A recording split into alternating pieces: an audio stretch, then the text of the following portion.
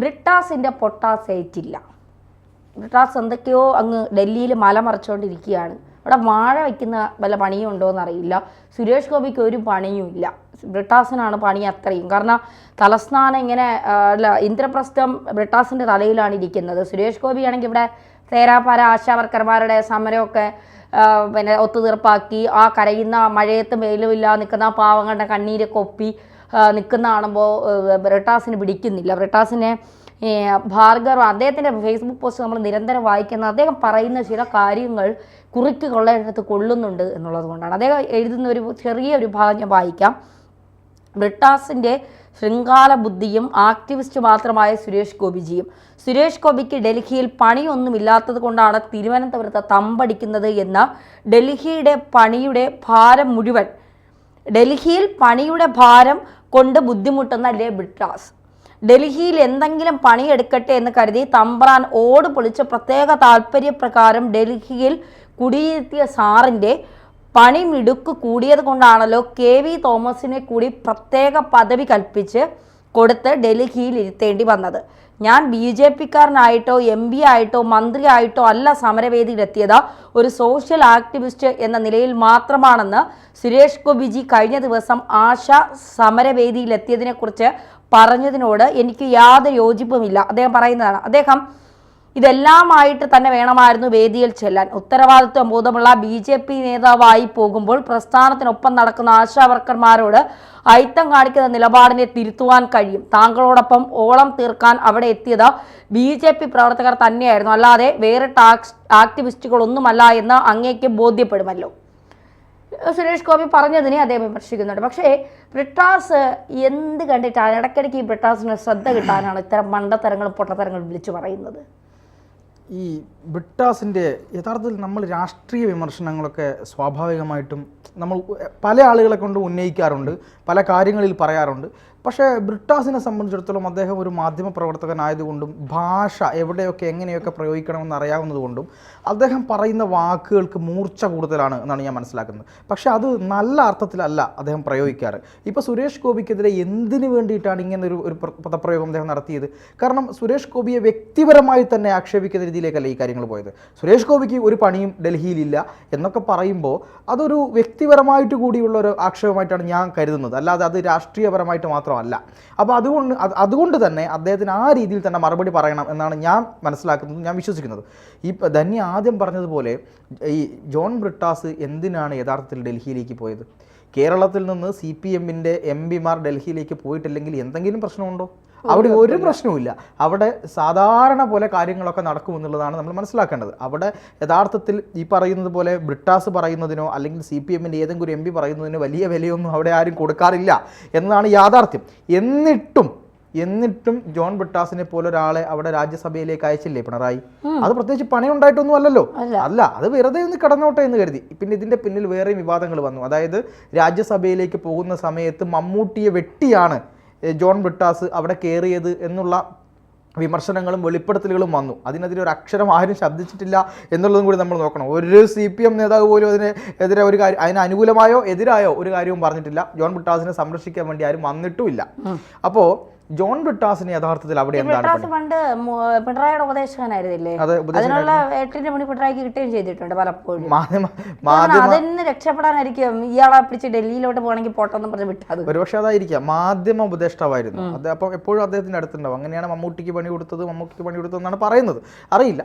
എന്തായാലും ജോൺ ബ്രിട്ടാസിന് സത്യത്തിൽ ഈ സുരേഷ് ഗോപിയെ പറഞ്ഞാൽ ഞാൻ എന്തോ ഹീറോ ആയി എന്നാണ് ധാരണയെങ്കിൽ നിങ്ങളോടുള്ള സകല ബഹുമാനവും നഷ്ടപ്പെടുന്നതാണ് ഈ ഒരു സംസാരം എന്ന കാര്യത്തിൽ പറയാതിരിക്കാൻ വയ്യ. ജോൺ ബ്രിട്ടാസ് എന്ന് പറയുന്ന വ്യക്തിയെ ഞാൻ ആദരിക്കുന്നു, അദ്ദേഹത്തെ ഞാൻ മാറ്റി നിർത്തുന്നു, ആ രീതിയിലല്ല പറയുന്നത്. പക്ഷേ അതൊരു മാധ്യമ പ്രവർത്തകൻ എന്ന നിലയിൽ എനിക്ക് പരിചയമുള്ള വ്യക്തി എന്നുള്ള നിലയിലാണ്. പക്ഷേ രാഷ്ട്രീയപരമായി വിമർശിക്കുന്ന സമയത്ത് ഈ രീതിയിൽ വിമർശിക്കുകയാണെങ്കിൽ ഉള്ള ബഹുമാനം കൂടെ പോകുന്ന രീതിയിലോട്ടാണ് അദ്ദേഹം കൊണ്ടുപോകുന്നത്.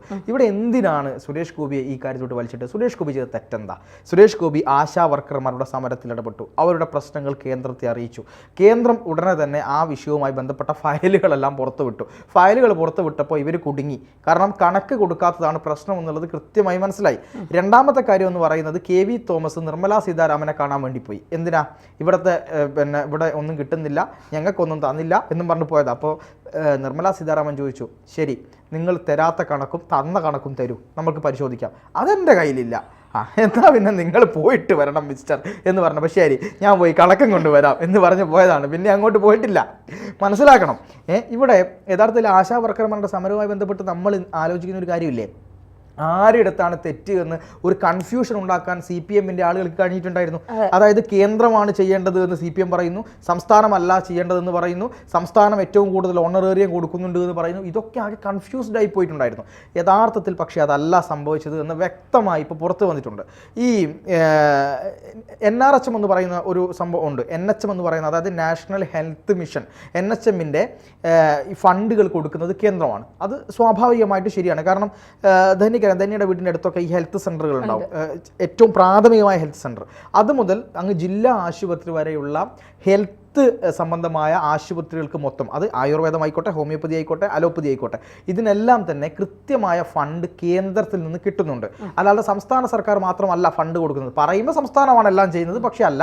NHM നാഷണൽ ഹെൽത്ത് മിഷൻ്റെ കീഴിലാണ് ഈ കാര്യങ്ങളൊക്കെ പ്രവർത്തിക്കുന്നത്. ഇതിന് വലിയ ഫണ്ട് കൊടുക്കുന്നത്. അതായത് എനിക്ക് തോന്നുന്നു ഒരു വർഷം 900 കോടിയാണ് ഈ ഒരു പ്രവർത്തനത്തിന് വേണ്ടി കേന്ദ്രം കൊടുക്കുന്നത്. ഏകദേശം 1000 കോടിക്ക് അടുത്ത്. ആലോചിക്കണം. അപ്പോൾ ഇത് കൊടുക്കണമെങ്കിൽ എന്ത് ചെയ്യണം? കേന്ദ്രം കൂടെ ഇത്തരം ഫണ്ട് കൊടുക്കുന്ന ഒരു പ്രത്യേകിച്ച് ഇങ്ങനെ എന്താണ് അതിനൊരു പേര് പറയും, അതായത് ഈ ഫെഡറലിസത്തിൻ്റെ ഭാഗമായിട്ട് കേന്ദ്രവും സംസ്ഥാനവും കൂടി ചെയ്യുന്ന ഫണ്ട് കൊടുക്കുന്നിടത്ത് കേന്ദ്രം പറയുന്ന കാര്യങ്ങൾ കൂടെ നടപ്പിലാക്കേണ്ടി വരും. നമ്മളിവിടെ ഒരു കാര്യം ആലോചിക്കൂ, കൃത്യമായിട്ട് ഇവിടെ എന്താ സംഭവിച്ചത്? ഈ ആശാ വർക്കർമാരുടെ സമരത്തിലേക്ക് അടക്കം പോവേണ്ടി വന്ന ഒരു കാര്യം എന്ന് പറയുന്നത്, ഈ പ്രാഥമിക ആരോഗ്യ കേന്ദ്രത്തിൻ്റെ പുറത്ത്, ഇത് എന്താണ്, പ്രാഥമിക ആരോഗ്യ കേന്ദ്രത്തിന് പുറത്ത് സർക്കാർ പറഞ്ഞിട്ടുള്ള ചില കാര്യങ്ങൾ അവിടെ എഴുതി വെക്കണം, അവിടെ ലേബൽ ചെയ്യണമെന്ന് കേന്ദ്ര സർക്കാരിൻ്റെ ഒരു നിർദ്ദേശം ഉണ്ടായിരുന്നു. ഒന്ന്, ആരോഗ്യം സർവ്വധനാൽ പ്രധാനം എന്ന് പറയുന്ന ഒരു വാചകം അവിടെ എഴുതി വെക്കണം. അത് ഇവരോട് നിർദ്ദേശിച്ചിട്ടുണ്ടായിരുന്നു. അതുപോലെ തന്നെ പ്രധാനമന്ത്രി, അതിൻ്റെ കൃത്യമായ പേരെനിക്ക് ഓർമ്മയില്ല, പ്രധാനമന്ത്രിയുടെ എന്താണ് ഈ പ്രഥമ ശുശ്രൂഷ കേന്ദ്രം എന്ന അർത്ഥം വരുന്ന ഒരു പേര് കൂടെ അവിടെ എഴുതണം എന്ന് പറഞ്ഞിട്ടുണ്ടായിരുന്നു. ഇത് പറഞ്ഞതപ്പോന്നറിയോ? 2022 അവസാനമാണ് സംസ്ഥാന സർക്കാരിനോട് ഇതാവശ്യപ്പെട്ടത്. ഇല്ലെങ്കിൽ നിങ്ങൾക്ക് ഫണ്ട് കിട്ടില്ല എന്ന് പറഞ്ഞിരുന്നു. സംസ്ഥാന സർക്കാർ രാഷ്ട്രീയത്തിൻ്റെ പേരിൽ എന്ത് ചെയ്തു?